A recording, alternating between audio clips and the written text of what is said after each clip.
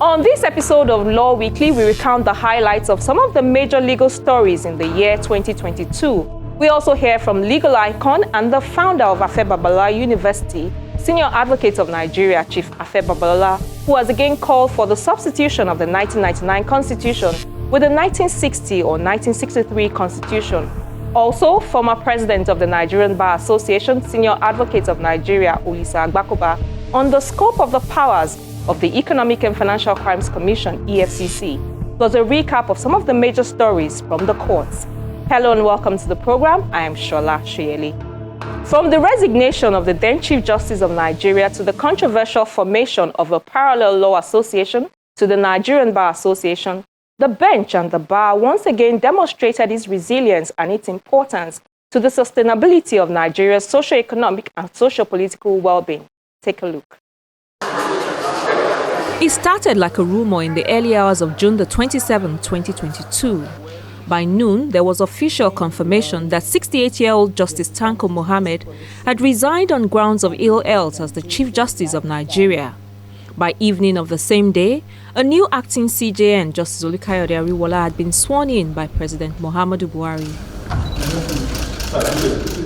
It was unprecedented in the nation's history as Justice Mohammed's resignation came about 18 months before his retirement in December 2023, when he would have clocked 70. Although everything happened in quick succession, 7 days earlier on June 20, in what many Nigerians described as the first of its kind in the 58-year history of the Apex Court, 14 Supreme Court justices had written a protest letter to the former CJN over their welfare and the operational challenges that had almost crippled efficient adjudication of cases in the courts. The next most senior judge, Justice Olukayode, who initially took over in an acting capacity, has since been confirmed as substantive CJN.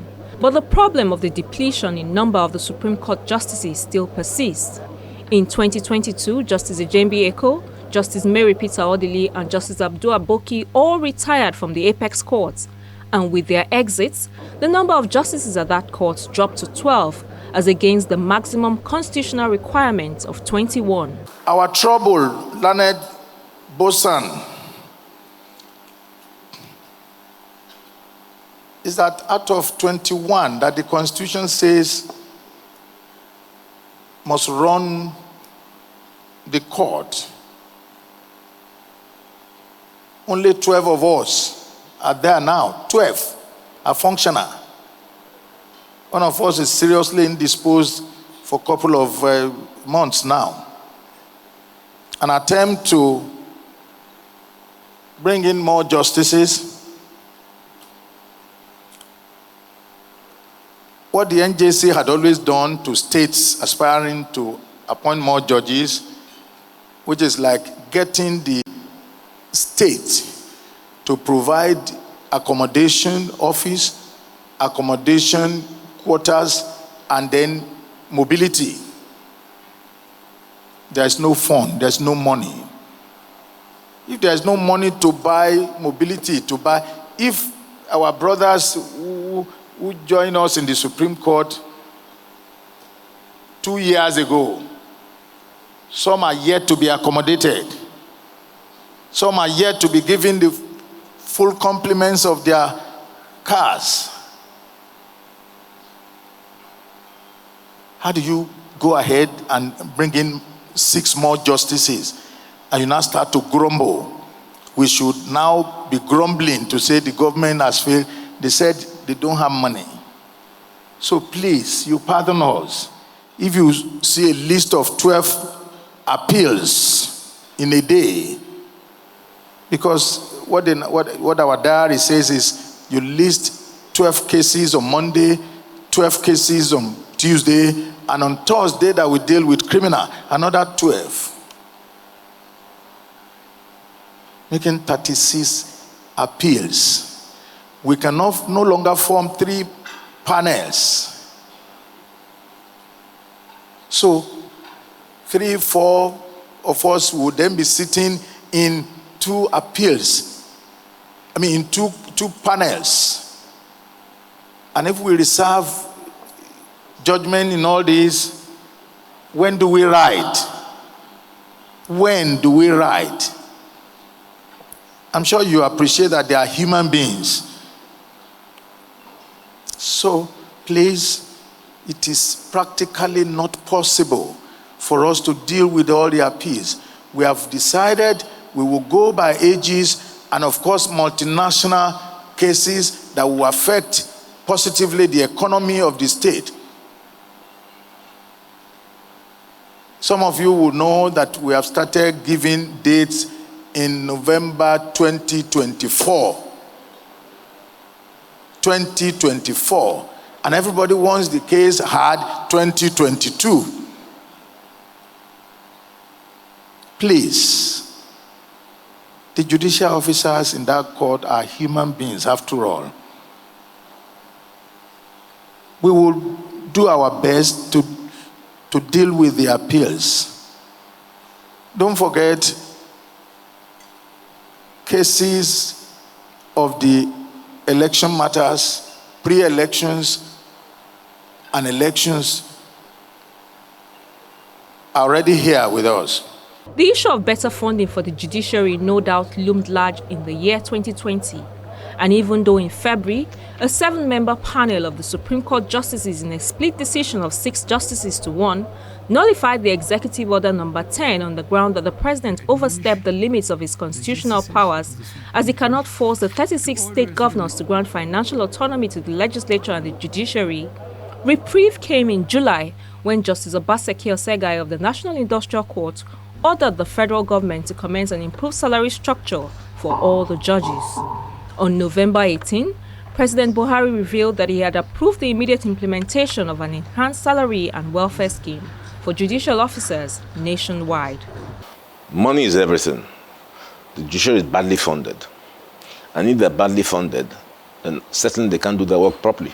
So there are all kinds of things that make the judiciary effective, not just the judgments that they give, the quality of housing, the quality of life, healthcare, and all of that. So if you put all that together, I would say, without blaming anybody, that judiciary didn't fare well. Because you don't expect a judge to come into court and see a list of 40 cases and decide those 40 cases. So one of the problems is the slow speed of justice. When justice is slow, people complain. They don't understand the problems. Litigants are standing and saying, why is my case taking 7 years to 8 years to be decided in the High Court? So there is a very low public perception of the judiciary. And I think the NJC ought to have done more. I mean, now there's a sort of mediation process that is going on, where the body of benchers created an advisory committee. I'm a member. And so there was an appeal to the president, who said, yeah, I will review. So it may be that in a very short time, a new structure will be confirmed. I think the CJN will go to about 10 million a month from almost 3 million a year. You can see the difference. But I think beyond the president giving handouts, what we ought to be doing is to constitutionalize the judiciary in terms of funding. It is, but the NJC is not taking that opportunity. As a result, judges are very poorly paid. Most of them are in terribly poor health. I mean, you sit in Lagos here, so you think it's fine. Go to Karanamoda, go to the bushes. Some judges have no houses. So how can they do their work well? So as a result of the unconducive atmosphere, the judiciary hasn't fared well. Away from money matters, attention will no doubt continue to be on the judiciary, especially with the fast approaching 2023 elections. In February of 2022, President Buhari assented to the amended Electoral Act, which among other things gave exclusive jurisdiction over pre-election cases to the Federal High Court. That court gained another judge recently when the National Judicial Council on December 7 revealed that it had reinstated Justice Rita Ofili-Ajumogobia, who was earlier sacked by the president, on its recommendation. At the bar, there was also a change of guard in July when the association's elections returned Senior Advocate of Nigeria Yakubu Mekiel, who took over from the Olumide Akpata-led administration on August 26. Hardly had the new ESCO settled down when in October, another professional association of lawyers called the Law Society of Nigeria, led by Senior Advocate of Nigeria Kunle Oguba, surfaced, threatening to end the monopoly of the 89-year-old Nigerian Bar Association. The NBA has, however, resisted the move and promised to sanction the promoters of the parallel association, as well as move for the delisting of the body. My administration will not, under any guise, ignore, overlook, or sweep under the carpet any alleged act of professional misconduct brought to my attention against any member of the profession, not minding his age at the bar and status in the profession. The courts were very busy with numerous cases in 2022. The chairman of the Economic and Financial Crimes Commission, the Inspector General of Police, and the Chief of Army Staff were all jailed for contempt in quick succession, although Bawa and Baba were later left off the hook after they purged themselves of their contemptuous actions. Some notable politicians like Peter Nwabushi, a senator representing Delta North, Basi Albert, a governorship candidate of the Young Progressive Party in Akwa Ibom, and Doyin Okupe, Director General of the Peter Obi presidential campaign, were also handed various prison terms by the courts, but Okupe, who was given an optional fine, has since been released from custody. As the judiciary commences its business in 2023, many hope that stakeholders in the sector will prioritize and institute reforms to tackle corruption and indiscipline among judicial officers and lawyers, the high cost of litigation, poor funding, delay in court process and prison congestion, and commit to deliver justice faster and without discrimination. I think there's still a lot more that needs to be done. There's still quite a lot of delay in the system. Most of it caused by the antics of lawyers, right? But then when I say most of it is caused by the antics of lawyers, I should also qualify that by saying that those antics are possible because the system itself lends itself to abuse. So we still have to do a lot of work in terms of blocking those opportunities for lawyers to delay. And I've been at the forefront of driving for civil justice reform based on an administration of civil justice bill. The same kind of thing we see in criminal justice, where there has been an administration of criminal justice law and acts that somehow improves the speed and efficiency in criminal justice. We need to replicate that in civil justice as well. Ekiti State has enacted it. Lagos State is considering similar legislation. I know Delta State is also considering similar legislation. And so I'm optimistic that this will continue to spread until it becomes the norm. But I think more importantly is the actual practice of it. There's a limit to what law reform can help us achieve. The quality of the people who administer the laws, the judges, the lawyers, the court officials, matters a lot. And so training and ethics is very important. And so if I'm to assess the results so far, while I think that we are already beginning to do the things that we need to do, there's still a lot of work ahead of us, particularly on those three things I mentioned: training, ethics, and law reform. Law is not static. And that's why you have seen that the National Assembly had continued to amend the laws. And it is the law that the courts apply to the facts available. We shall continue to do justice if only Nigerians will allow us to perform and function without any pressure.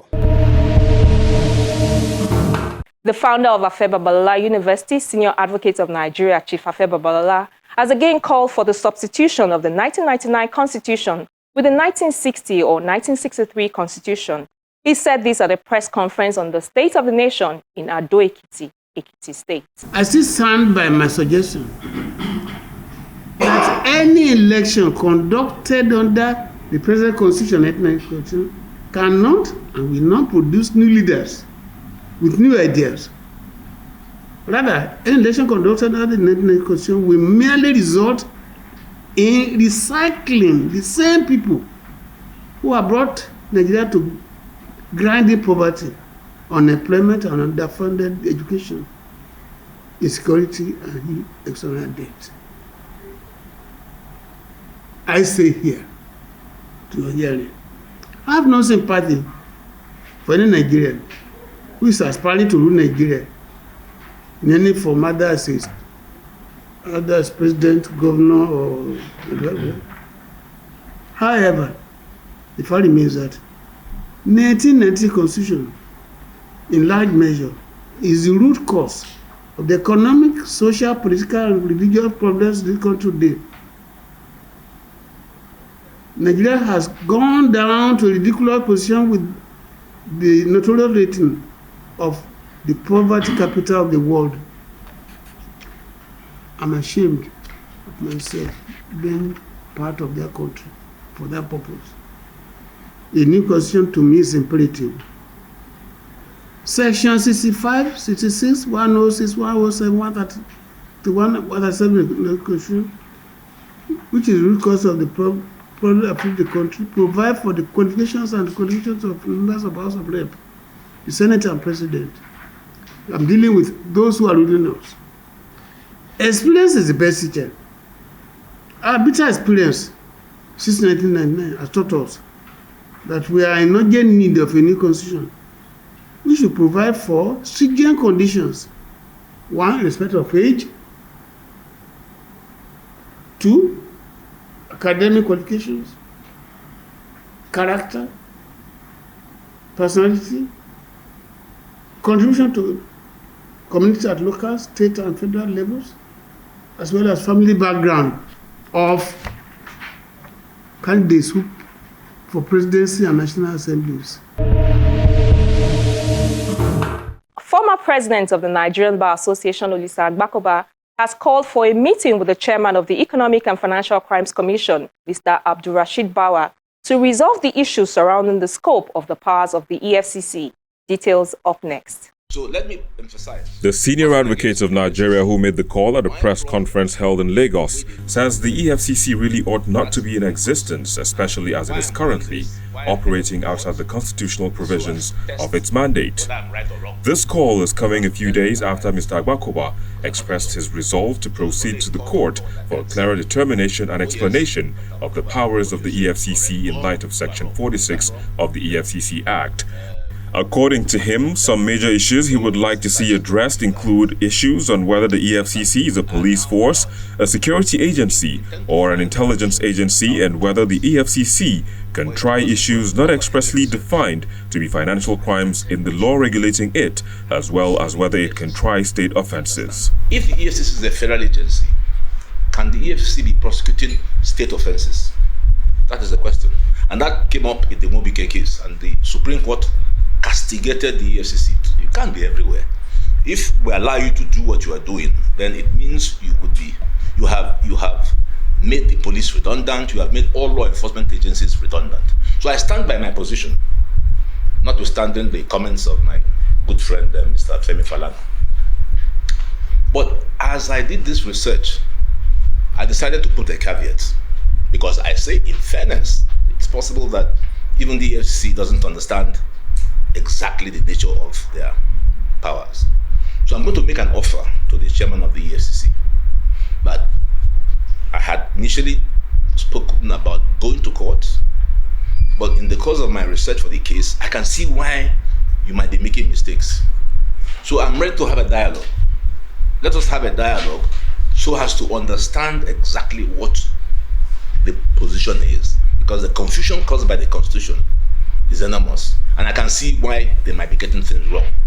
If Mr. Bauer takes me up on that, then that's the end. And just before we go, let's quickly do a recap of some of the top trending stories from the courtrooms. We begin with the report that the Court of Appeals Sokoto Division has affirmed Dauda Lawal Dare as the People's Democratic Party governorship candidate in the 2023 general elections. It thereby set aside the judgment of the Federal High Court sitting in Gusau, the state capital, which had earlier disqualified Lawal Dare. In November, the court nullified the governorship primary of the PDP that produced the plaintiff as the party's candidate, marking the second time the court would disqualify the party's governorship primary election in the state. The Federal High Court had also declared in its judgment that the PDP had no candidate for the said position in the forthcoming election in the state. In the Federal Capital Territory, Justice Mariam Hassan of the High Court has quashed the allegations of false assets declaration against the chairman of the Independent National Electoral Commission, Professor Yakubu Mahmood. The court also barred the Department of State Security, the Police and Code of Conduct Bureau from investigating him over his valid assets declaration. In an originating summon filed by one Sumadina Uzuamaka against the Attorney General of the Federation and Professor Mahmoud Yakubu, the claimant sought, among other things, an order of mandatory injunction directing and compelling the INEC chairman to step down as chairman of INEC pending the investigation and consideration of the various allegations against him by the various law enforcement agencies. Justice Hassan, however, found that the declaration of assets by Professor Yakubu was lawful, valid, and in compliance with the law, and that he cannot be investigated by any of the security agencies listed by the claimant. At the Federal High Court, also sitting in Abuja, major stakeholders in the Ilaje local government area of Ondo State are seeking to stop President Muhammadu Buhari from inaugurating the governing board of the Niger Delta Development Commission pending the hearing and determination of their suit. The plaintiffs in the case are led by the former clerk of the National Assembly and also chairman board of trustees of Uboland Development Congress, Ashiwaju Oluyemi Ogunomi, other trustees, and the Ilaje Lawyers Forum. In the suit filed by Senior Advocate of Nigeria, Ebunolu Adegborua, the plaintiffs are seeking an order of injunction to restrain the president from inaugurating, recognizing, or dealing with Mr. Charles B. Ogumola as the Executive Director, Projects of the Niger Delta Development Commission, since he is from Owo, in the northern axis of Ondo State, and not an indigene of the oil-producing area of the state. We move on to Kwara State, where the Governor, Abdulrahman Abdulrazak, has sworn in Justice Ayodele Adebara as the acting Chief Judge of the state, some hours after Justice Sulaiman Kawu bowed out of the bench. The governor says the development reaffirmed the administration's absolute respect for separation of powers and the rule of law. Justice Adebara, in his response, assured the governor and the people of the state that the judiciary under his leadership will strive to retain its preeminent position as a seat of justice for all, without fear, favor, affection, or ill will. The Legal Practitioners Privileges Committee, LPPC, has opened applications for the 2023 award of the rank of Senior Advocate of Nigeria. In a notice by its Secretary and Chief Registrar of the Supreme Court, Hajo Sarki Bello, the LPPC said the application, which began on January the 1st, will close on March the 31st, 2023. Commencing with this year's exercise, applications shall only be made online, and prospective applicants must pay a non-refundable processing fee of 1 million naira only, instead of the previous fee of 600,000 naira.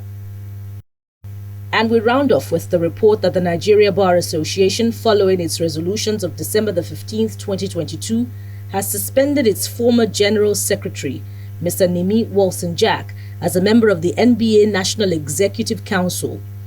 The body also stripped him of all privileges accruing to him as a past General Secretary. Wolson-Jack, who acted as NBA General Secretary between 2004 to 2006, has however protested his suspension, saying it violated the NBA Constitution and also breached his right to fair hearing. He also accused the President of the Bar, Senior Advocate of Nigeria, Yakubu Mekiao, of being a dictator, insisting he was the accuser, persecutor, and judge in his cause. And that's the program for today. If you missed any part of it, you can find it in past episodes on our YouTube channel. Do also give us feedback via any of our social media platforms. I'm Shola Shoyeli. Thank you for watching and see you next week.